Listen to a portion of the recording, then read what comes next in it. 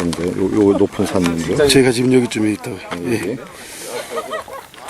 저쪽으로가 예루살렘이고 저기 언덕 밑에가 여리고입니다. 지금 유대광야 꼭대기 와서 시가지들을 저렇게 해서 바라볼 수가 있습니다. 자,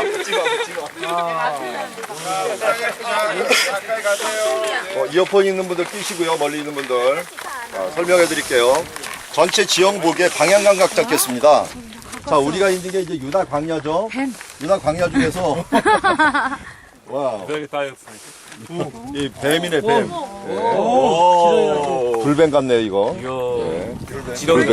불뱀 찍으시죠. 아, 이게 불뱀입니까? 그거 모르겠어요. 이게 이제 사막의 뱀입니다. 사막의 뱀. 크지 않구나. 지렁이 같은 거. 손 넣어도 애들이 사막에서 뱀을 잡았습니다. 아, 이게 한 12cm 밖에 안 돼요. 그래서 발견된 불뱀 모양이 12cm 밖에 안 됩니다. 아, 비슷한 종류 그래서 같아요. 볼펜 하나 길이 그 정도밖에 안 되는 게 아마 이게 불뱀 종류일 것 같아요. 그래서 이 모세 같은 뱀이 요만한 겁니다. 요만한 걸 이렇게 모세가 들은 거예요. 사람들이 쳐다보기에 민망했죠. 그 뱀 쳐다보면 산다고 하니까. 그러니까 화려한 것을 기대했는데 너무 조그만 걸 하니까 사람들이 안 쳐다봤을 수도 있어요. 그런데 예수 그리스도의 그 십자가가 그렇게 누추했잖아요. 사람들 보기에는 그냥 누추했는데 그걸 바라보는 자의 구원이 있었던 거나 마찬가지입니다. 자, 계속 들고 카메라 계속 들고 계세요. 계속 들고 있겠습니다. 십자가. 나는 살았다. 다 쳐다보고 있어. 살겄다가. 뻔했더니 무용. 자, 나도 찍어야겠네. 자, 예루살렘 대상으로. 피트병 안에 저 정도 크기입니다. 조심하세요. 자, 이거 갑자기 가져오는 바람에 다른 사람이 들고 있어요, 이제. 자, 설명하겠습니다. 저 서쪽 보세요. 서쪽 쳐다보면은 저기 숲 같은데 맨 처음에 탑이 하나 있죠, 탑. 네. 탑 하나 숲 같은데 싹 올라와 있는 이쪽 같은 탑이 승천탑이에요. 예수님이 승천했다고 하는 탑이고 감람산입니다. 감람산. 그 오른쪽에 보면 약간 두꺼운 탑이 있어요. 그 성 빅토리아 병원이라 그랬는데 거기도 감람산이 있는데요. 그리고 오른쪽으로 하나 더 가면은 조그만 얇은 탑 하나가 있어요. 그게 히브리 대학이에요. 히브리 대학. 그 세 개의 탑이 지금 감람산에 있는 거예요. 히브리 대학, 빅토리아 병원, 그리고 이 승천탑. 승천탑인데요. 저기가 정확히 예루살렘이고요. 그 예루살렘 올라가기 전에 있는 마을들이 있죠. 그 마을이 베단이에요. 승천탑. 베단이는 그러니까 광야에 밀려 있는 거예요. 광야에 밀려가고 광야 가까이 사는 사람들이 베단이 사람들이다. 이렇게 볼 수가 있고요. 자, 저쪽이 무슨 방향이에요? 그래서 서쪽 방향이에요. 서쪽. 그러니까 오른쪽으로 우리가 쳐다보면 우리가 뭐가 되겠어요? 북쪽이 되겠죠. 북쪽. 동쪽을 한번 쳐다봅시다. 동쪽에 사해 보이죠? 서쪽 방향이었습니다. 자, 이 사해가 있고요. 설명 이제 방향. 동쪽을 보겠습니다. 자, 사해 끝 왼쪽으로 넓은 가다가 톡 튀어나와 있는 거 보세요. 이 뿔처럼. 그럼 내려가다가 톡 튀어나와 있는 거 있죠? 거기가 사이프러스라고 하는 이 헤롯 왕의 어머니 이름 따라서 지은 곳이에요. 그 아래가 신약 시대 여리고고 그 아랫부분이 우리가 갔던 여리고성입니다. 여리고성. 자, 그리고 위치가 어느 정도 파악됐죠? 북쪽, 동쪽, 서쪽. 그 사이 가운데 있는 것이 몬타르산이라고도 이름을 붙이는데, 그러나 제일 중요한 거는 이 아사셀산이라고 불러요. 아사셀산. 아사셀산이고 여기에 아사셀 염소를 가져와 갖고 죽이는데, 아까 오다 보면 염소들 많이 봤죠? 이 아사셀 때는, 아사셀 이 시기는 대속죄일이죠. 속죄일 날, 정확히 음력 7월 10일이에요. 음력 7월 10일, 우리나라 음력으로는 8월 10일이에요. 8월 10일 날 이스라엘 전체가 대속죄하는 날이기 때문에 모두 금식을 선포하고, 그때 염소를 이제 두 마리를 가져와 갖고 하나는 여호와께 하나는 아사셀로 이렇게 붙이게 되는데, 아까 저기 말한 감람산 아래에 있는 예루살렘 성에서 거기서 이 대속죄일 날 그 염소를 갖다가 이제 뽑습니다. 뽑아 갖고 아사셀로 먼저 향하는 염소를 보냅니다. 흑염소 하나를 이쪽으로 보내요. 여기까지 옵니다. 여기가 아사셀 산인데요. 왜 여기까지 오느냐? 성경에 광야에 놓으라 아사셀을 그랬어요. 보내면 여기까지 옵니다. 광야에 놓는데 여기 놓아갖고 그 염소가 이제 죽으면은 저기서 또 하나의 염소를 잡아갖고 하나님께 들어가는 거예요. 그때가 이제 대제사장이 1년에 한 번 이 지성소로 들어가는 날이에요. 그래서 이렇게 거기에 아사셀 그 언약궤가 염소가 있으면 언약궤 위에 뚜껑을 여기까지 시은소라고 옵니다. 불렀어요. 시은소는 은혜의 보좌라고도 얘기하죠. 은혜 보좌에다가 그 피를 갖다가 뿌리면은 1년의 모든 죄가 이제 사해질 뿐만 아니라 그 안에 있는 언약을 통해서 다시 한번 이 재언약을 하는 거예요. 그러니까 요새 같은 뭐냐면 전세계약을 다시 하는 거예요. 전세계약을 다시 하는데 어떻게 됐냐? 그 피를 뿌려갖고 이 천사가 이걸 쳐다봅니다. 그룹이 언약을 잘 지켰느냐 안 지켰느냐를 쳐다보는데 피를 뿌려갖고 피를 넘어가는 겁니다. 그러니까 또 하나 유월절이죠. 피를 넘어가면은 언약에 뭐 내 우상을 섬기지 말라, 만들지 말라, 간음하지 말라 이런 것들을 우리가 잘 지키지 못했어도 어떻게 해요? 그 피 때문에 넘어가는 겁니다. 그게 바로 이제 예수 그리스도께서 단번에 우리를 위하여 죽으셨다는 것은 그걸 1년에 한 번씩 하는 것을 한 번에 끝나셨다는 거예요. 그래서 저기서 아사셀 염소를 일단 가져가고 여기서 죽는 게 굉장히 중요한데요. 염소가 죽기까지 기다릴 수는 없잖아요. 그게 또 살아있으면 이스라엘의 전체 죄가 안 없어지는 거나 마찬가지예요. 그래서 어떻게 하느냐. 이 광야에 놓으라 그랬잖아요. 놓으라고. 놓으라 그랬으니까 어떻게 놓느냐. 여기서 염소를 이렇게 나를 바라보면서 이렇게 잡아요. 잡고서 이렇게 놓습니다.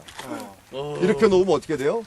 지금 혜진 자매가 여기서 이렇게 갖고 잡아갖고 이렇게 놔버리면 여기서 까만 옷 잘 입었네요. 예, 우리 재연을 좀 해야겠네. 놔버리면 그냥 앞에 보면 안 돼. 뒤로 이렇게 바라보고 이렇게 손을 잡고 자 놔야 됩니다. 하나 둘 셋. 놔. 예, 이게 웃고서 죽질 않겠죠. 자, 우리 대신해 갖고 굴러 떨어 갖고 죽는 거예요. 그래서 여기가 아사셀산, 여기 수많은 이제 염소들이 여기서 1년에 한 번씩 떨어 죽으면 들짐승들이 와서 먹기도 하고 그러면서 죽었다라는 여기서 표시가 갑니다. 그러면 여기서 가면은 저기 가서 예루살렘에서 표시가 죽었다라고 하는 표시를 하면서 이제 새로운 염소를, 여호와께라는 염소를 받아갖고 들어가는 거죠. 그런데 저기서 여기까지 걸어올 때가 얼마나 힘들겠어요. 금식 기간이거든요. 그래서 중간중간에 뭘 넣냐면 먹을 음식과 이 물을 놓습니다. 사해입니다. 그런데 놓고서 조금만 가면 또 놓고 조금만 넣게 중간중간에 놔요. 놓는데 너무 어려우면 먹을 수 있지만 그러나 먹지는 못해요. 왜 놨을까요? 희망을 가지라고. 조금 있다가 지치더라도 조금 있으면 음식이 있다. 그리고 또 보고 나서 조금 있으면 또 음식이 있으니까 또 가자 해갖고 여기까지 옵니다. 여기까지 와갖고 그 염소를 다 죽이면 저쪽에서 드디어 염소가 열려가서 가는 거죠. 그러니까 예수 그리스도의 죽음이 그래서 이중적인 죽음이라 그래요.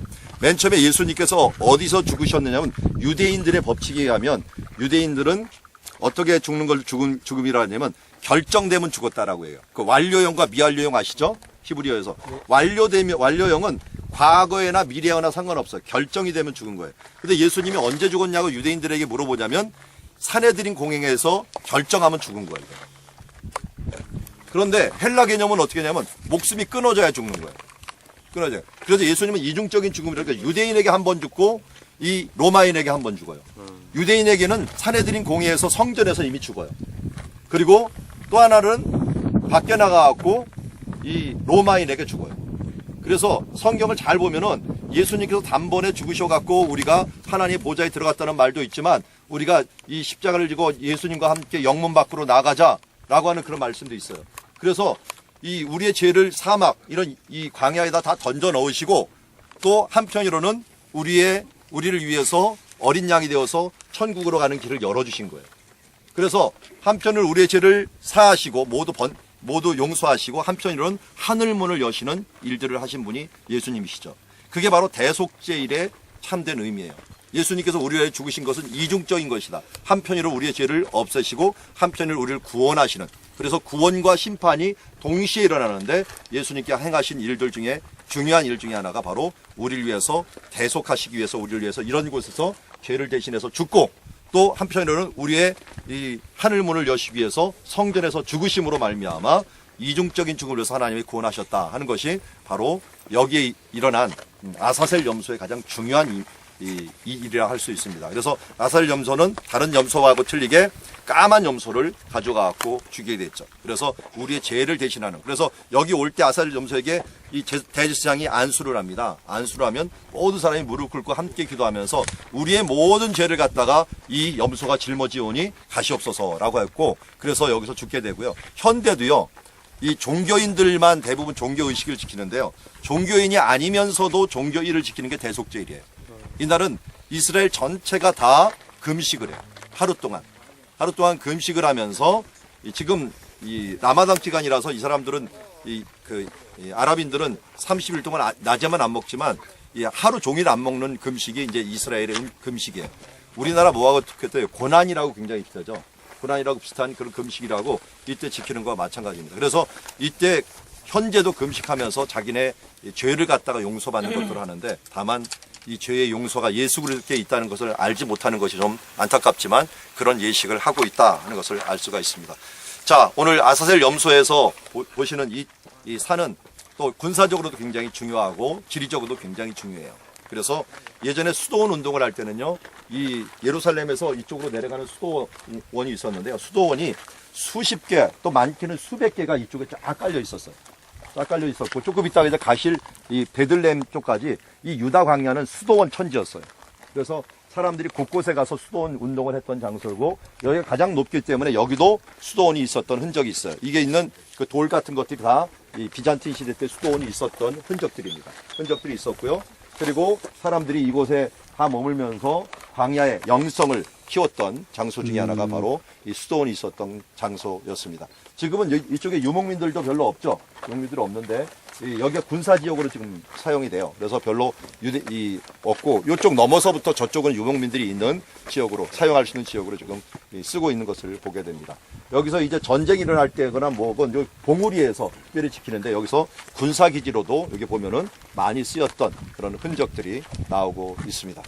자, 그런 배경 보시고, 또 유다 광야, 여기가 제일 높은 곳이기 때문에 가장 높이까지 볼 수 있는 지역이에요. 자, 이 능선이 족장의 도로고, 그래서 유다 지금 산지로 저 능선이 족장의 보여지는 곳입니다. 유다 산지로 보여지는 곳이고, 저 끝에 이제 맨 끝에 있는 마을까지 라말라라고 하는 마을인데요. 그 마을에서 넘어가면 이제 에브라임 산지예요. 에브라임 산지, 이 사마리아 산지로 가고, 여기까지가 이제 유다 산지에 해당하는 곳이에요. 그래서 여러분들이 여기서 산지를 잘 볼 수 있는 그런 지금 상황이고요. 밑에 요단 계곡까지도 쳐다볼 수 있는 좋은 위치에서 지금 지리적으로 바라보는 중입니다. 자, 사진 찍으실 분 찍으시고 한 5분 정도 있다가 출발하도록 하겠습니다. 교수님, 그럼 여기에서 이제 예루살렘까지 한 10km, 여기서 사이까지 한 10km, 네, 그 정도 되겠죠. 거리 되겠네요.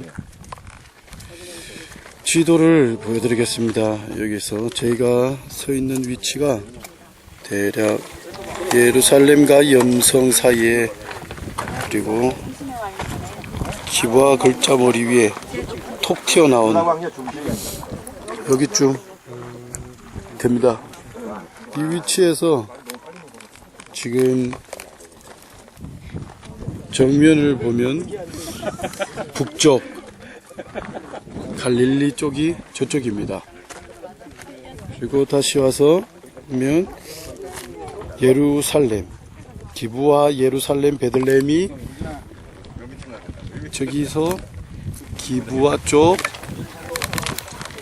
그리고 예루살렘,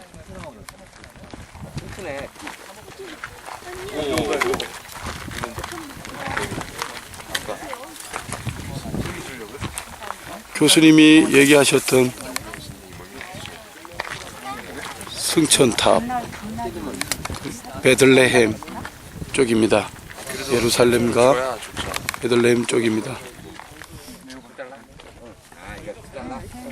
그리고 저쪽이 헤브론 방향 쪽인데요.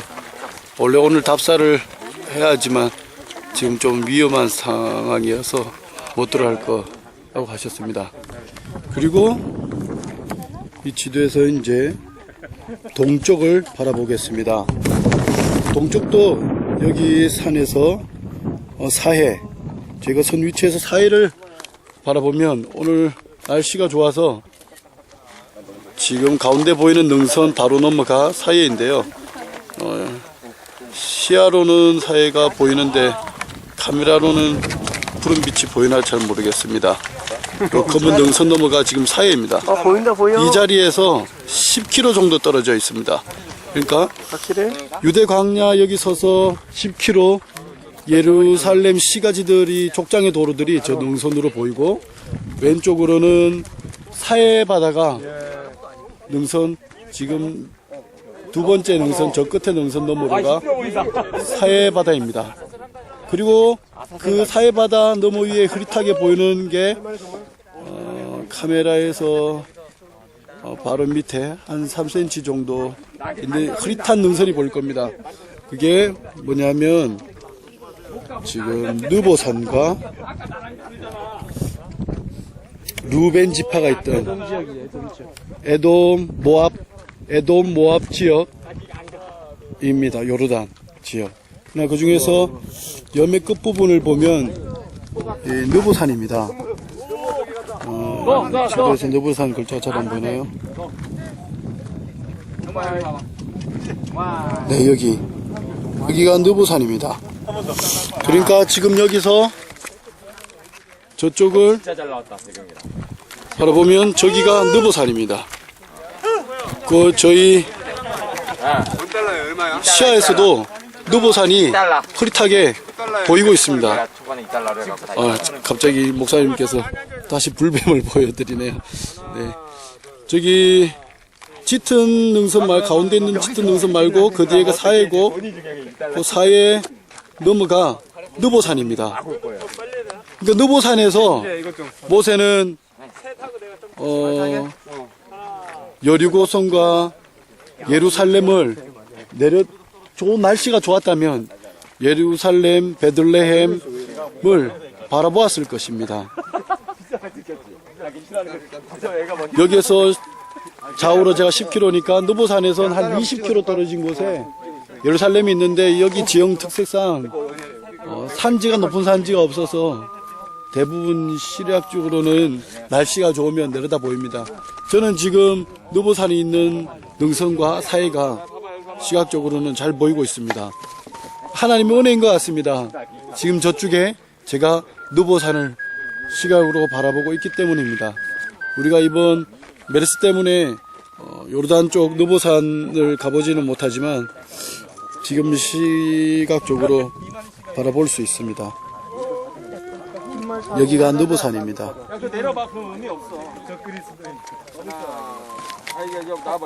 천천히 슬로우. 저기가 사해 끝부분이고 그 위에가 느보산입니다.